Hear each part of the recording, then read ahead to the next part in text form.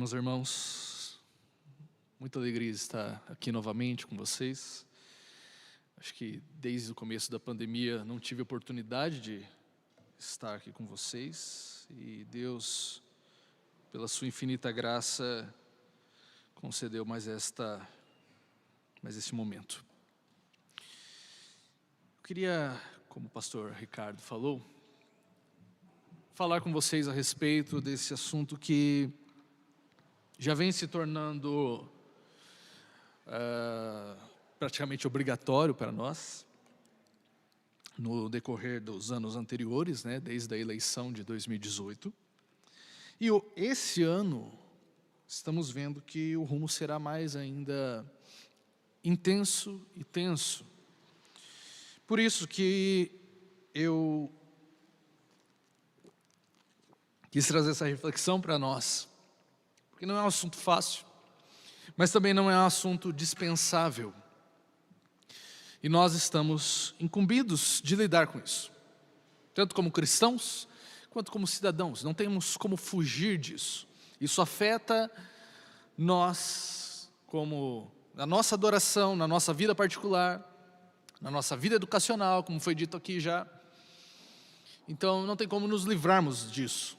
Por isso, o mais sábio a se fazer é entendermos o que a palavra de Deus tem a nos dizer a respeito disso.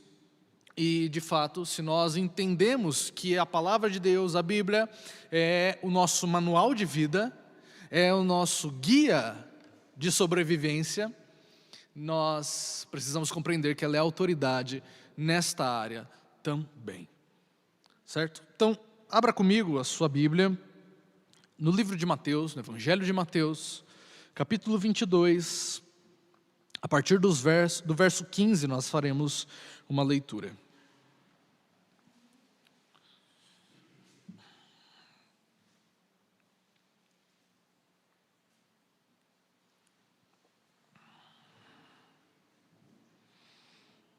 Mateus 22, a partir do verso 15.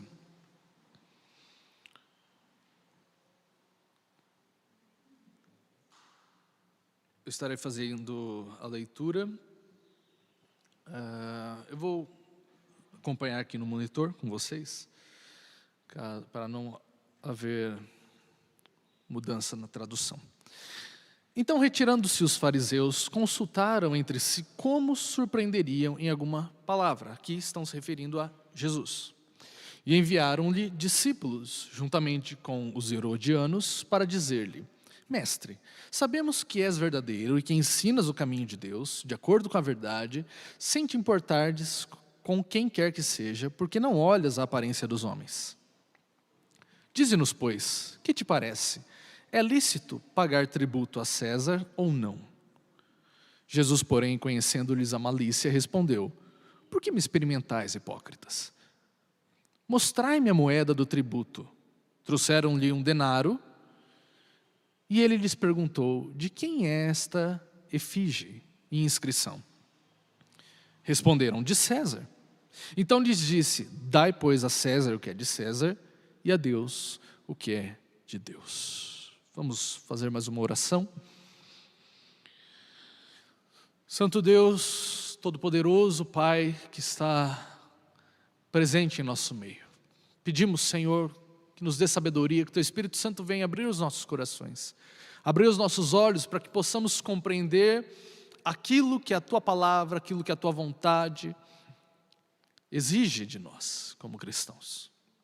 Que nós possamos buscar o Teu reino, buscarmos a Tua glória em tudo que fizermos, como diz o nosso irmão Paulo: quer comamos, quer bebamos, quer façamos qualquer outra coisa, que possamos fazer para a Tua glória. Por isso, nos ajude a compreender um pouco esse assunto tão inflamado, tão intenso dos tempos atuais, para que possamos glorificar a Ti nas escolhas que fizermos. Em nome de Jesus que eu oro e que eu agradeço. Amém.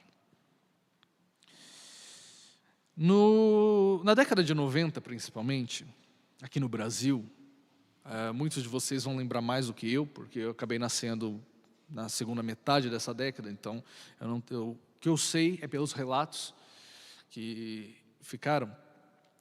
Na década de 90, nós tivemos um movimento nas igrejas evangélicas, principalmente de cunho mais pentecostal e neopentecostal, na ideia de se eleger um presidente evangélico.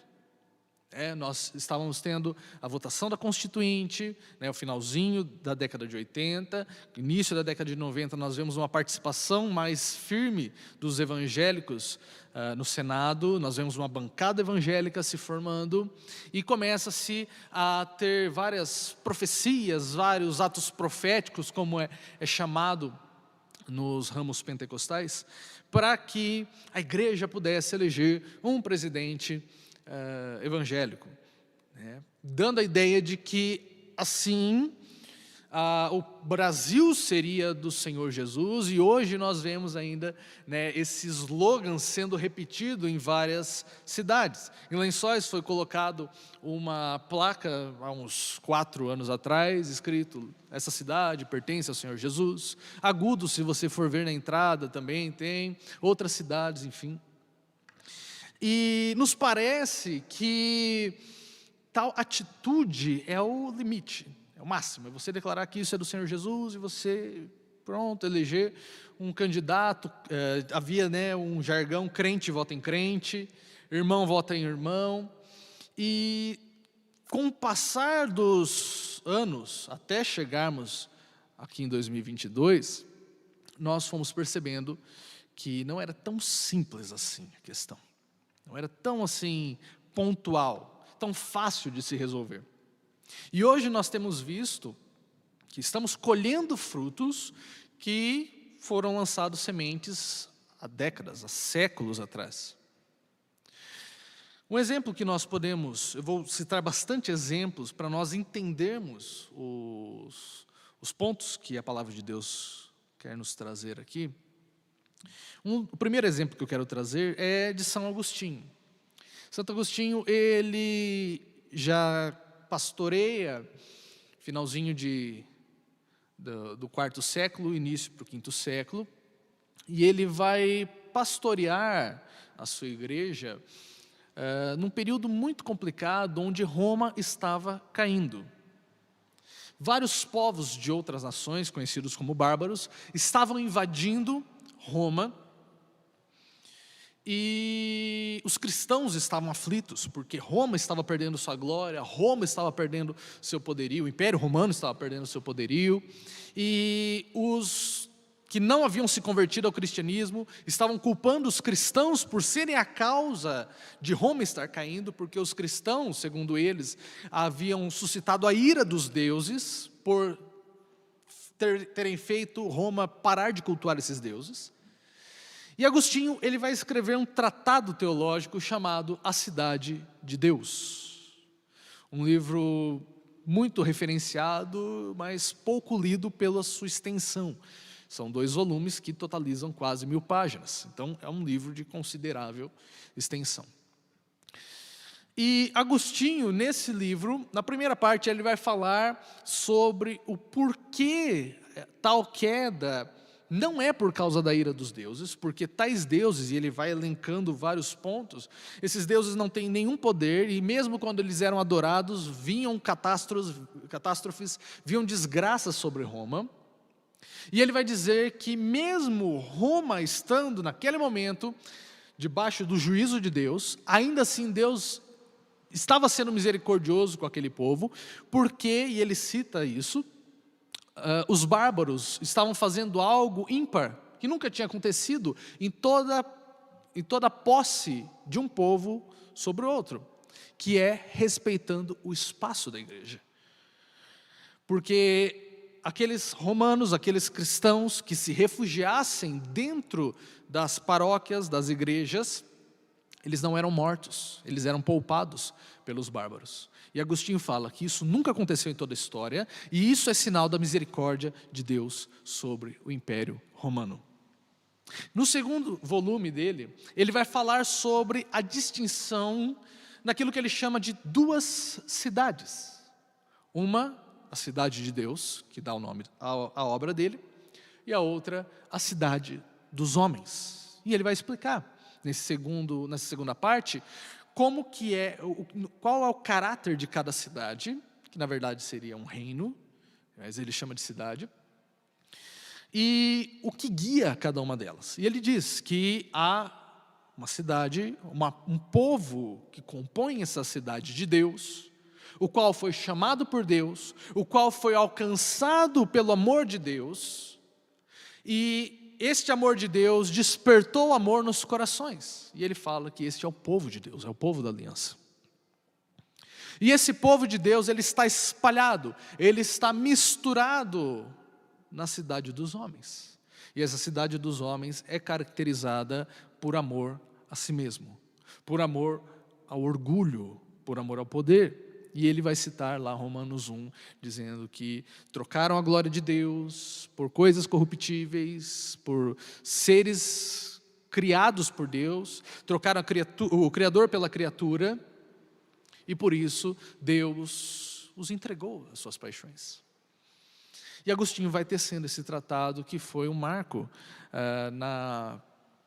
no lidar da igreja com a política, porque ele faz uma leitura entendendo, a princípio de tudo, a soberania de Deus. Deus está soberano no seu trono, Roma em sua glória ou Roma em sua queda. No texto que nós lemos aqui, é um texto muito interessante, muito conhecido por nós, onde é um dos momentos em que os fariseus tentam colocar Cristo à prova, mas não à prova para querer saber de verdade. Eles querem que Cristo se autocondene pelas suas palavras. E aí eles vão perguntar sobre imposto, sobre tributo, ainda que eu não vá falar sobre imposto hoje com vocês, mas eles perguntam sobre tributo. É lícito pagar tributo a César? Nesse momento, Israel, ou o que sobrou de Israel, Jerusalém, estava sob o regime de um povo gentil.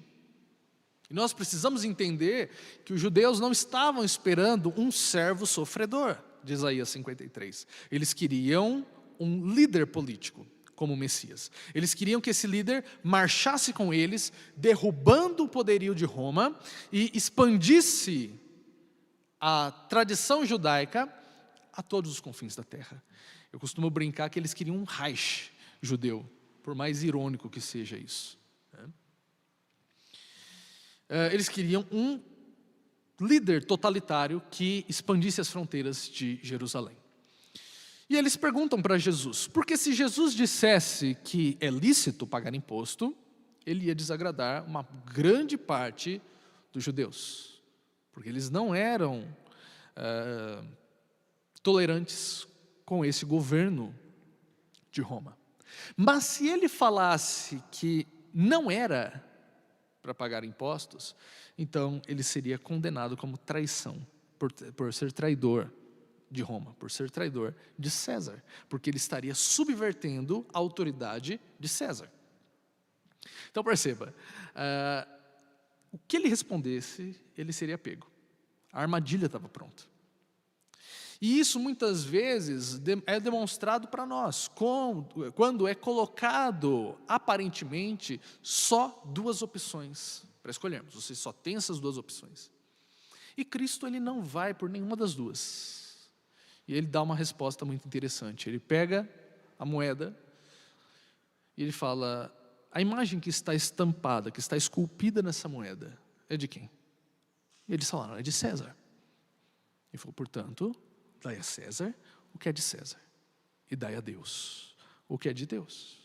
Quando a gente faz a leitura, parece que Jesus está nivelando, dai a César o que é de César, dai a Deus o que é de Deus, mas não, ele está mostrando hierarquia, dai a César o que é de César, dai a Deus o que é de Deus. Como foi dito aqui, nós somos a imagem de Deus. Se a moeda tinha a imagem de César, nós temos a imagem de Deus. Portanto, nós somos de Deus. A moeda é de César. O dinheiro que circula é fornecido por César, é fornecido pelo Estado, por isso deve voltar a ele. Nós estamos fazendo uso, empréstimo disso, mas a sua vida, a sua adoração, a sua devoção deve ser dada a Deus. É isso que Cristo está respondendo. E por isso que é constatado logo após, que quando eles ouvem isso, eles ficam maravilhados pela resposta de Cristo. Em vários momentos os evangelistas vão falar desse maravilhar-se com a sabedoria de Deus, da sabedoria de Jesus, porque ele não se deixava sujeitar por essas armadilhas intelectuais. A questão é que, desde o começo, a igreja, ela se manifestou politicamente. A igreja em nenhum momento ela foi apolítica. Em nenhum momento a igreja se recusou a ser uma voz profética politicamente. Como eu disse, Agostinho, mas antes disso, já olhando para os apóstolos, nós vemos um total contraste com a política daquele momento.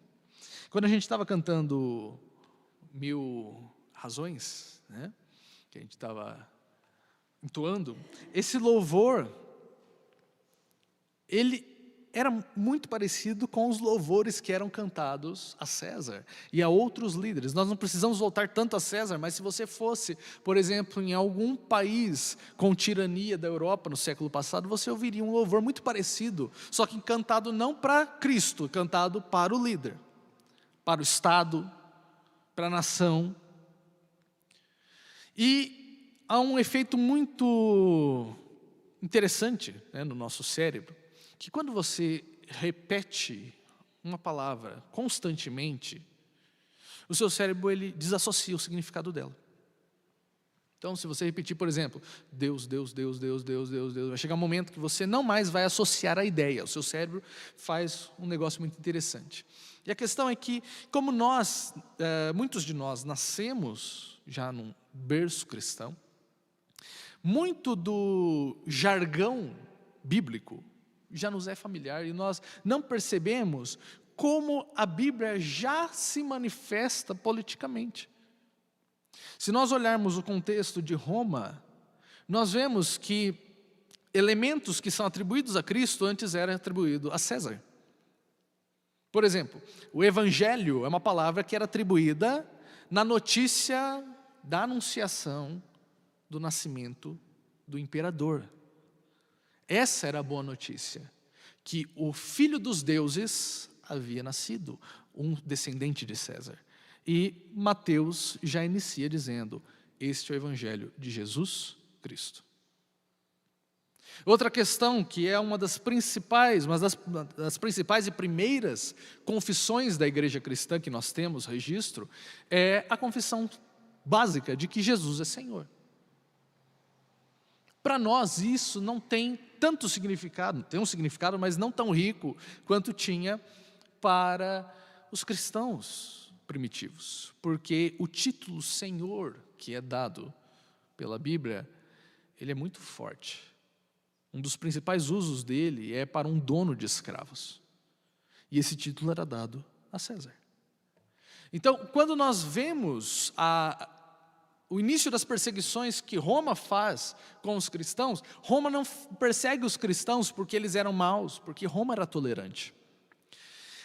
No sentido maus aqui, deles quererem exclusividade. Mas Roma persegue os cristãos porque os cristãos se recusam a partilhar a sua adoração a alguém além de Cristo. A igreja deixou muito clara que eles orariam por César, mas não para César. Que eles estariam ajudando, contribuindo, fortalecendo, enriquecendo a sociedade, mas eles não sacrificariam ao imperador, como era exigido. Eles não acenderiam incenso para o imperador, como era exigido. E por isso eles são perseguidos, porque os cristãos se puseram como intolerantes, digamos assim. Porque eles não partilharam a sua fé. Então, desde o início, a igreja nunca foi apolítica. Nunca ela pensou, como muitas vezes nós pensamos, que política é coisa do diabo, nós não devemos nos manifestar com isso, porque Cristo, a área dele é apenas aqui na igreja e nada mais. Nós temos uma cosmovisão cristã e os o princípio básico da cosmovisão cristã é que Cristo é Senhor de todas as áreas e que a palavra de Deus, ela nos comunica em todas as áreas e por isso nós precisamos aplicar ela como regra em todas as áreas. Acontece que a partir do final do século XVIII, lá para 1790, nós temos algo muito interessante e muito catastrófico também, que é a Revolução Francesa, com todos os seus ideais humanistas, ateus, e esses ideais lançam raízes em todo o Ocidente, e a partir de então nós vivemos o que ficou conhecido como a Era de Ouro ateia, pelo menos alguns teólogos vão identificar assim. E essa era, teoricamente, vai até a queda do Muro de Berlim, em 1989. Então, o que ocorre é que toda a herança cristã que o Ocidente absorve, tanto com a Idade Média, com a influência do catolicismo romano, quanto com a Reforma Protestante, passa a ser desconstruído. Então, se manifesta um desejo por liberdade e um desejo por domínio. O homem agora é Deus e o homem agora quer ser livre. Também como foi dito aqui sobre a questão da escola nova, que busca essa liberdade, busca desconstruir, busca se livrar de todas as amarras, de toda a autoridade. A criança agora, ela não pode ser repreendida, a criança agora, ela não é mais ensinada, ela é apenas guiada. Ela que vai fazer o seu percurso. Por quê? Tem um ideal filosófico por trás disso. Não é à toa que isso surge. E quando a igreja, ela começou a ter contato com esses ideais ateístas, lançados na Revolução Francesa principalmente, antes havia tido toda uma base, mas a Revolução Francesa vai coroar isso. A igreja fica meio paralisada, meio travada, porque há mais de 1000 anos ela estava em hegemonia, o cristianismo era, teoricamente, a regra, e agora começa a se lidar com um novo período, um período em que Deus não é mais necessário, em que a fé cristã não é mais compartilhada com todos os cidadãos, e portanto você começa a ter um certo distanciamento. E nós temos vários movimentos na igreja, desde movimentos que serão mais liberais, que vão tentar trazer esses valores com uma roupagem evangélica, até movimentos mais extremos, que vai no outro extremo, que vai tentar se distanciar. Não, isso não é mais papo de crente. Eu lembro que no ano retrasado, eu me candidatei a vereador em Lençóis Paulista, para trazer algumas pautas na questão política para aquela cidade, principalmente pautas teológicas. E eu lembro que durante um dia que eu estava fazendo campanha, distribuindo santinhos na rua, um homem me abordou, e eu estava falando a respeito de termos princípios, valores e tal, e ele falou, muito interessante, mas você sabe quem governa esse mundo, né? Eu falei, sei, é Cristo. Eu falei, não. Você não está entendendo. A gente sabe que quem está por trás de todas as coisas. Eu falei, sei, Cristo. Eu falei, Satanás pode passar a ideia de que ele está no controle, mas Cristo está governando. Cristo está no trono.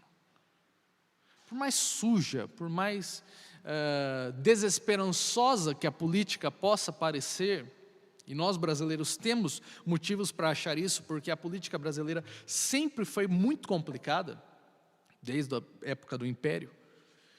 Ainda assim, nós precisamos entender que temos uma mensagem a proclamar, que nós temos uma esperança a dizer, e nós temos uma contribuição muito importante a apresentar, principalmente nos nossos dias de extrema polarização. A política, cada vez mais, ela vai criando raízes e ela vai atingindo, infectando áreas que não são próprias dela. Ela começa a falar como os pais devem educar os filhos, isso se torna politizado. Ela começa a falar a respeito de como os seus impulsos sexuais devem ser guiados, isso se torna politizado. Ela começa a se falar até sobre a medicina, e nós vemos hoje os debates falando a respeito de remédios com esse Covid, vacinas com esse Covid, e todo esse debate acalorado que está. E isso se torna politizado. E nós ficamos meio perdidos dentre isso. E nós precisamos entender que não há nada neutro.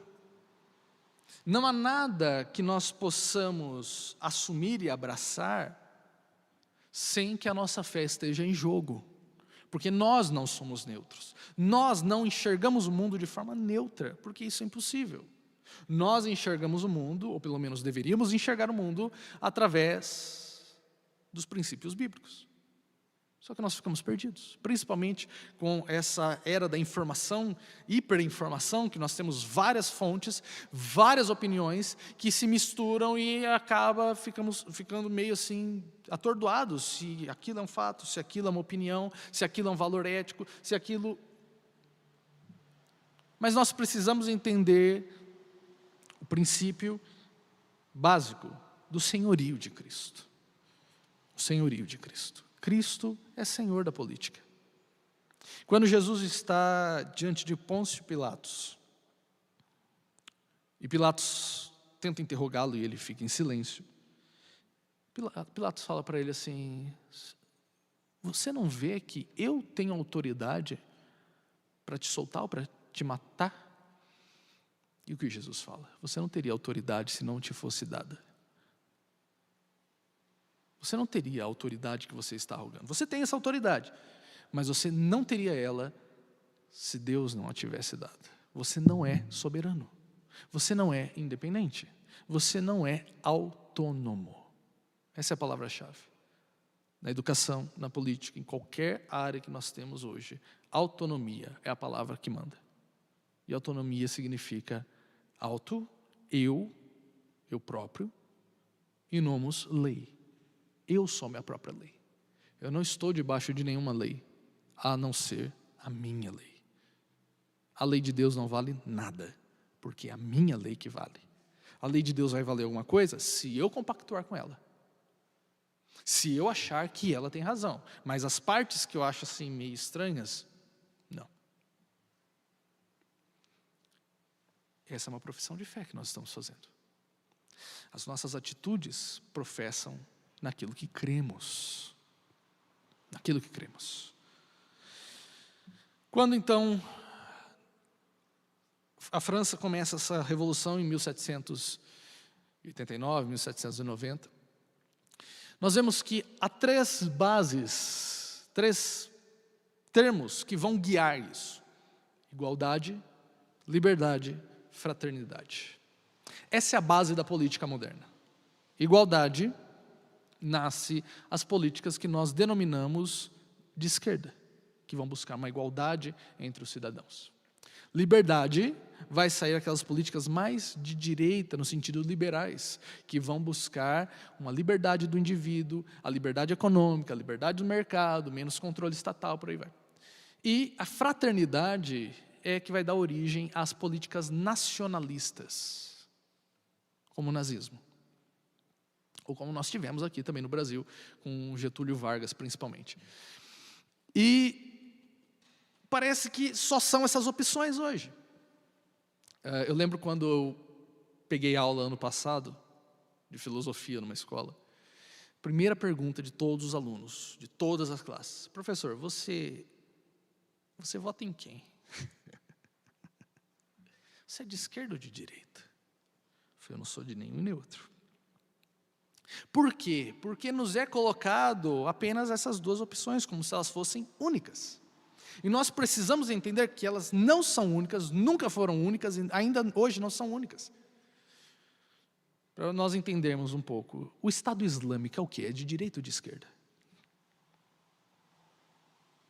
Nenhum. Ele é próprio. Ele tem um princípio ideológico, político próprio. Nós não conseguimos classificá-lo dentro dessa caixinha. E nós precisamos entender que nós não devemos aderir a essas ideologias. Porque perceba, o centro de cada uma delas não é Cristo. O foco em cada uma delas que elas compartilham é o indivíduo como autônomo. E nós, como cristãos, não somos autônomos. Outro princípio que nós deixamos passar a sua carga ideológica, no bom sentido agora, é o princípio cristão, de ser cristão. Ou como nós vemos, né, em várias apresentações de livros do Novo Testamento, o termo servo. Quando nós olhamos diversas vezes, Paulo falando, eu, Paulo, servo do Senhor Jesus Cristo. Tiago, servo do Senhor Jesus Cristo. Praticamente todos os apóstolos se autodenominam como servos. E a palavra certa a ser traduzida, que está sendo dito, é escravo. Escravo. A palavra cristão, ela vai fazer um contrapeso com a palavra, que eu não lembro agora especificamente, grega, que vai dizer daqueles que são de César. Se nós vemos, elas têm as mesmas ideias. Você é cristão ou você é cesariano, podemos dizer assim. Por que eram chamados de cristãos? Porque eles se denominavam escravos de Cristo. E os cesarianos se denominavam servos ou escravos de César. Tem um livro do John MacArthur que eu recomendo que vocês leiam, chamado Escravo, que ele vai tratar essa ideia. Então, quando nós entendemos que fomos comprados por um preço, de que éramos escravos do pecado e agora somos escravos de Deus, nós entendemos que não somos de nós mesmos. O cristão não tem essa abertura para a autonomia. Não tem uma abertura do cristão para entrar com achismos. É a palavra de Deus. E ela toda, na sua devida interpretação, óbvio. Mas a palavra de Deus é a nossa regra. Nós usamos muito esse jargão, né? Nossa regra de fé e prática. Não é a nossa opção de fé e prática, é a nossa regra. Uma regra, ela deve ser cumprida, você gostando ou não. Eu gostando ou não. Eu tenho certeza que há partes da Bíblia que vão massacrar o nosso ego, vão massacrar. A Bíblia em si, de forma geral, ela é um confronto extremo. Mas nós precisamos entender que a lei de Deus é saúde para nós. Ela é saúde, ela traz vida para nós. A palavra de Deus traz vida. Como Ele cria todo o universo? Com a sua palavra. Eu vou citar ele posteriormente, mas Karl Barth, ele foi um teólogo, não assim 100%, mas ele teve uma participação muito importante da igreja durante o Terceiro Reich, né, durante o regime nazista na Alemanha. E é muito interessante um ponto que ele fala, que a lei de Deus, se ela não é entendida como uma expressão de amor de Deus, nós já não entendemos a lei de Deus. Porque a lei de Deus é Deus impondo a sua regra sobre nós, porque Ele nos quer para si. Ele quer que sejamos dele. É essa promessa que a gente vê durante todo o Antigo Testamento e culminada em Cristo. A promessa do Emanuel. Quantas vezes Deus não falou para Israel, e eu serei o seu Deus, e vocês serão o meu povo. Eu estarei com vocês, e vocês estarão comigo. O Apocalipse encerra com isso. Não haverá mais sol, porque Cristo será a luz. Ele estará. Não haverá mais templo, porque Deus será tudo em todos. Então essa promessa de sermos de Deus e Ele ser o nosso dono, o nosso Pai, essa é a promessa que nós proclamamos. Outro aspecto que nós não percebemos a riqueza disso é o próprio culto. O culto é uma manifestação política. Fazendo um parênteses aqui só para nós falarmos aqui. Política não é simplesmente nós irmos à urna e digitar o nosso candidato. Política é tudo que nós fazemos diariamente. Porque política diz respeito a como lidamos com a sociedade. Como nós abençoamos ou amaldiçoamos a sociedade, aqueles que estão à nossa volta, os nossos vizinhos. Então ela começa com o lidar dentro de casa, com a nossa família. E como a nossa família, ela expande esta bênção do Senhor dos nossos lares para outras pessoas. A política é eu ajudar o necessitado. Por isso que Deus bate tanto nessa questão de ajudar os desamparados, ajudar a pobre, a viúva, não sonegar, não ter dois pesos, não fraudar, não cobiçar o seu próximo, não cometer crimes contra o seu próximo. Isso é política. Política não é simplesmente você fazer campanha, você se eleger para alguma coisa, você votar em alguém. Política é diariamente. Estamos lidando em algum nível politicamente. Então, quando nós estamos cultuando a Deus, e a liturgia é muito importante para expressar isso, nós estamos proclamando de quem, de fato, é devida a glória. Quando nós falamos um glória a Deus, nós não estamos apenas falando por falar, o que acontece muitas vezes por repetirmos de forma sem pensar, mas quando nós estamos falando, quando falamos um glória a Deus, nós estamos dizendo claramente que é glória de Deus e não do presidente, do rei, do líder de Estado, ou quem quer que seja. Quando nós estamos celebrando a Eucaristia, a ceia do Senhor, nós estamos relembrando que há um rei, e o seu reino já está entre nós, e ele virá para reivindicar o que é seu. A ceia, ela nos faz rememorar, além de participarmos do corpo espiritual de Cristo, ela nos faz relembrar não só da sua morte, da sua presença conosco, mas do futuro, que ele vai vir. Ele vai vir. Nós não estamos abandonados, não estamos jogados para se virar. Ele virá. Então, aqui no ambiente da igreja, nós aprendemos de fato a termos comunhão uns com os outros. Na igreja, nós não temos essa divisão, que muitas vezes a política tenta lidar, só que com outros recursos.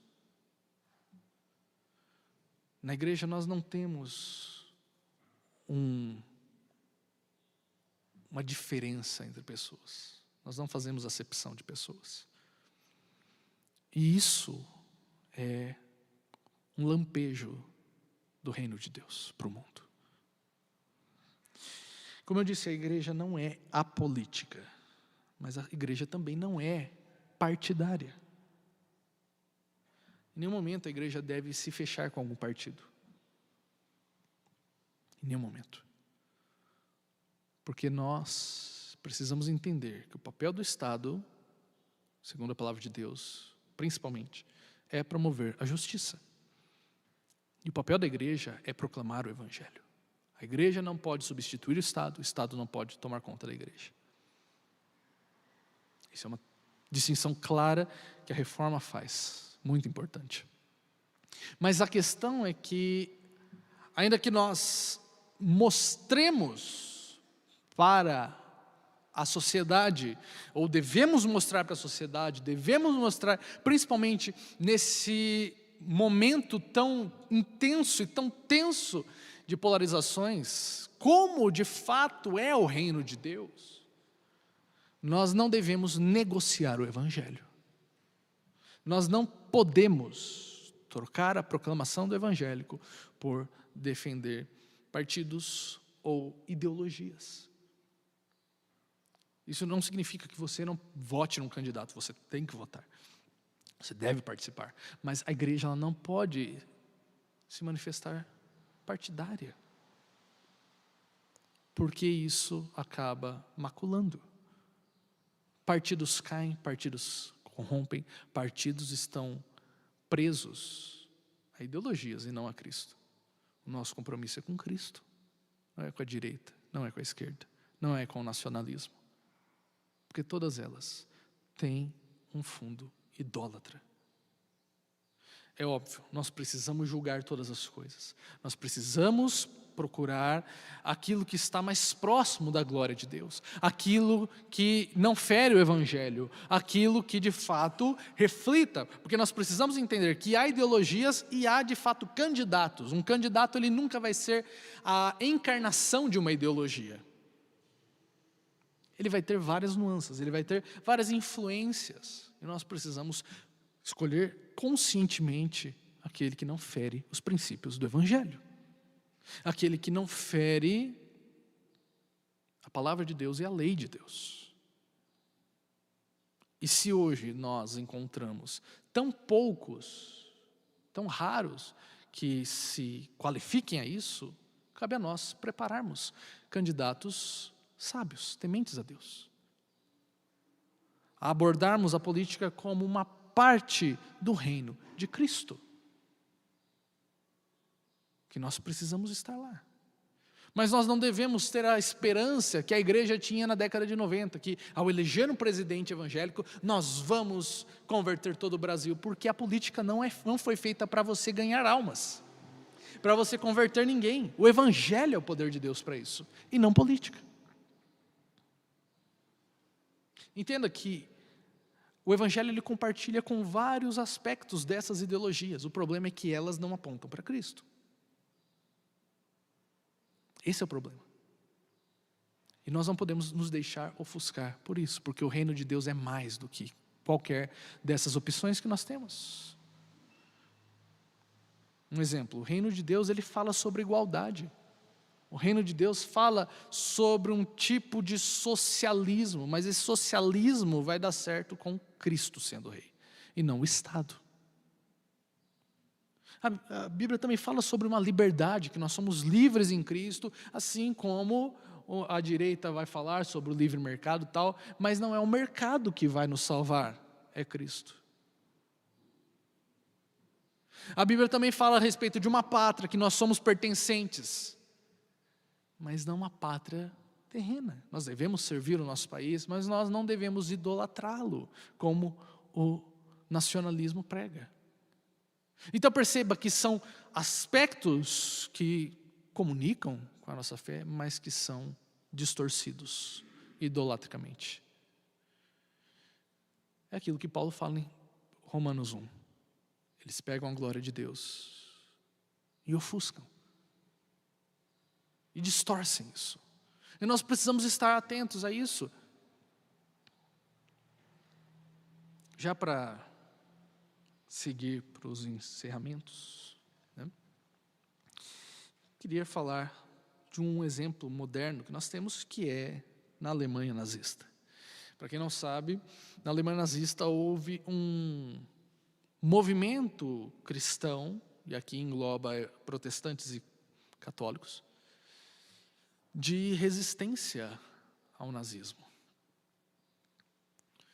Mas não uma resistência revolucionária como nós aprendemos muitas vezes com a França e com outros movimentos ateístas. Porque a igreja, ela nunca vai ser revolucionária. A igreja, ela subverte a ordem de uma sociedade através do seu testemunho. Roma só passa a ser cristã não porque a igreja vai lá e começa a mandar um candidato para César. Não, Roma é convertida ao cristianismo, basicamente, pelo testemunho dos mártires. Pelos cristãos estarem firmes, proclamando o senhorio de Cristo. E na Alemanha o que acontece é que muito antes, uma década antes, praticamente, do início da Segunda Guerra Mundial, Hitler assume o poder e ele começa a fazer jogos com as igrejas cristãs alemãs. E o que acontece é que ele começa a introduzir a ideologia antissemita, ou seja, contra os judeus, e com isso ele começa a formar aquilo que fica conhecido como a igreja alemã, ou o cristianismo ariano, que é um cristianismo, na melhor das hipóteses, coxo, aleijado, e na pior, é um herético mesmo. Por quê? Porque ele vai fazer alterações na Bíblia, todo o Antigo Testamento vai ser descartado, porque é de origem judaica. Cristo, ele não vai ser mais interpretado como um judeu, mas sim como um ariano, lutando contra os malditos judeus, e para para livrar Jerusalém desta praga, e começa-se a ter várias modificações nas igrejas. O pastor não poderia ser ordenado se ele não fosse ariano, ou se ele fosse judeu, ele não seria ordenado. Todos os batismos eram feitos agora diante de uma suástica, era feito um juramento a Hitler, e houve um núcleo de cristãos que não aceitaram isso. E é interessante que um dos auges deste movimento é aquilo que fica conhecido como Sínodo de Barmen, que é a junção de várias igrejas reformadas, luteranas, católicas, que vão se unir em uma única voz, formando uma declaração que o centro dela está: Jesus é o Führer, ou o líder, ou o Senhor, e não Hitler. Perceba, é a mesma mensagem quase 2000 anos depois. E essa igreja, ela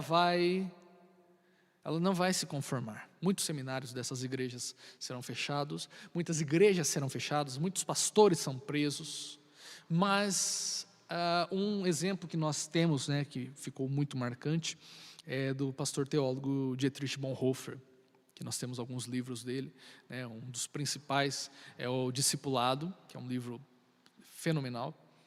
E o Bonhoeffer, ele é um pouco mais assim, extremo, porque ele vai ajudar num ataque contra Hitler, uma tentativa de homicídio, e ele será preso por ter dado errado isso.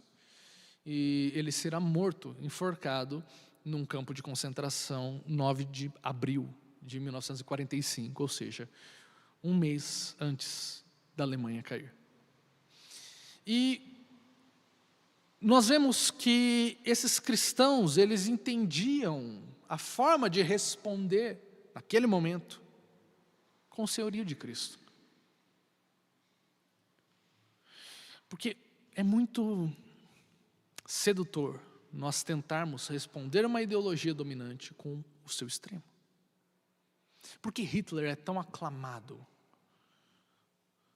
Porque a União Soviética havia explodido com o comunismo, e a Alemanha estava totalmente destruída por causa da Primeira Guerra Mundial, que ela havia perdido. E Hitler era a esperança, ele estava reestruturando o país, e em poucos anos ele torna a Alemanha de novo uma potência, ele seria de fato a esperança contra o comunismo, e o que acontece é que ele, na verdade, só vai trazer uma ideologia diferente, ele não vai trazer Cristo. No Brasil não é diferente, nós vemos desde o começo ideologias fervilhando no Brasil. Aqui eu não quero que vocês façam um paralelo entre o que nós temos hoje, Bolsonaro e Lula, tá? Mas eu quero que vocês entendam que a resposta para qualquer ideologia não é o seu extremo, é Cristo. Cristo que nos dará as devidas resoluções das nossas esperanças. Então, assim como Agostinho disse, quero falar para nós hoje que nós devemos buscar o reino de Deus.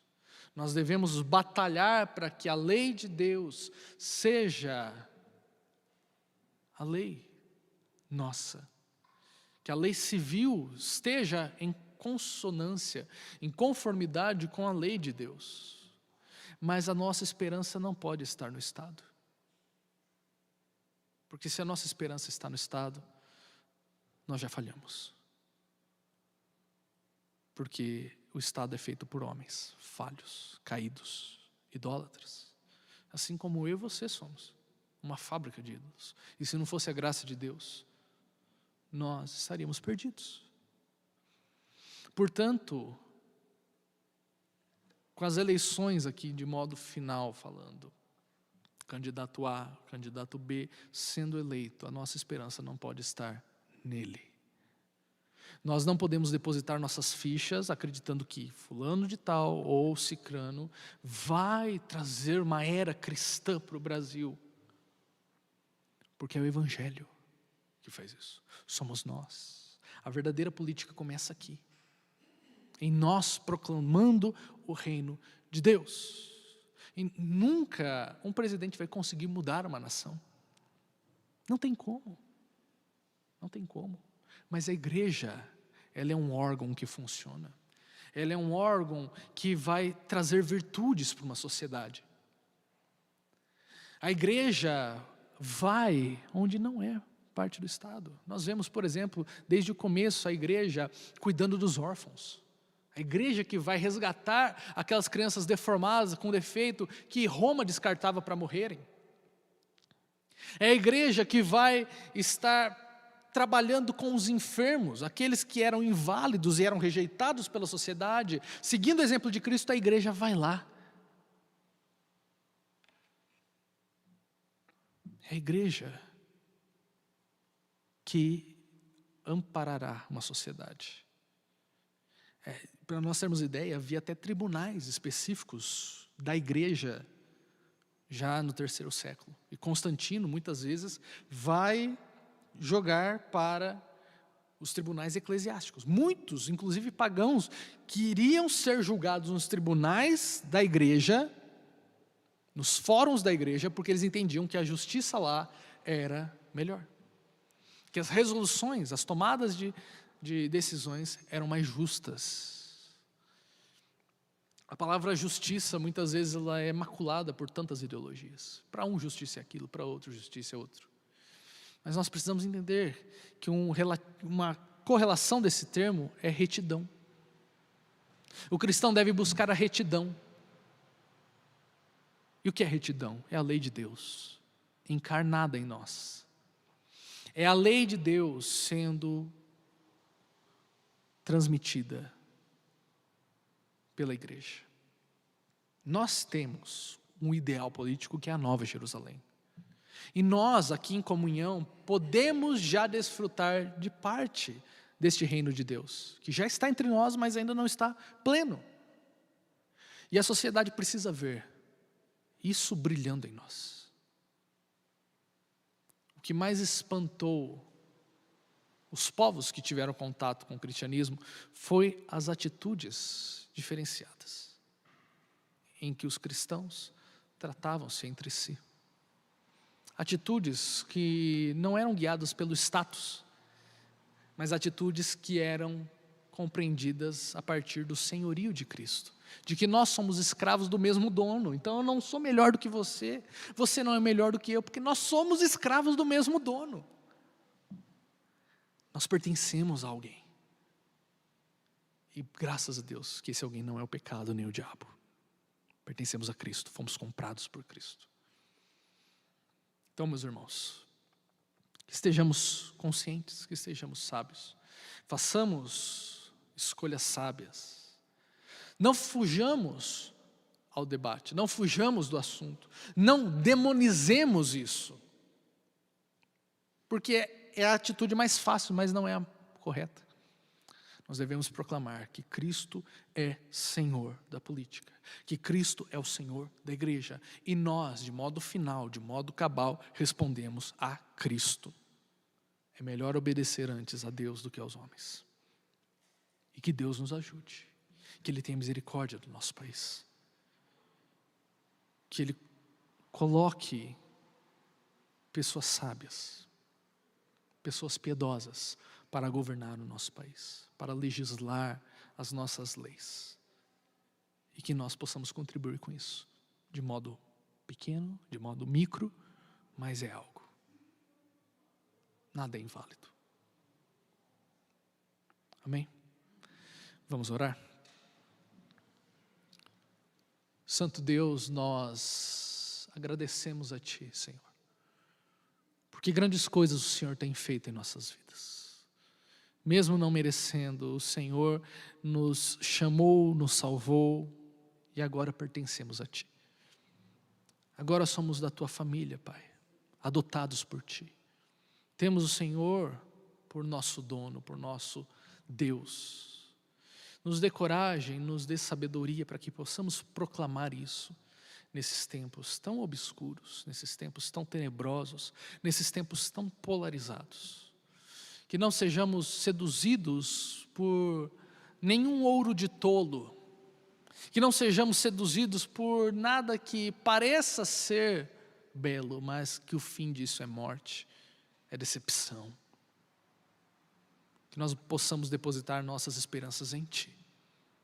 Devemos sim, Senhor, nos manifestar conforme a Tua palavra, abençoando a nossa sociedade, abençoando desde o nosso bairro, a nossa cidade, até o nosso país, proclamando o Teu Evangelho, mas que a nossa esperança final está em Ti, que o reino já pertence a Ti, que Tu conquistaste na cruz todas as nações, e todas elas virão diante de Ti, proclamando que só Jesus Cristo é o Senhor.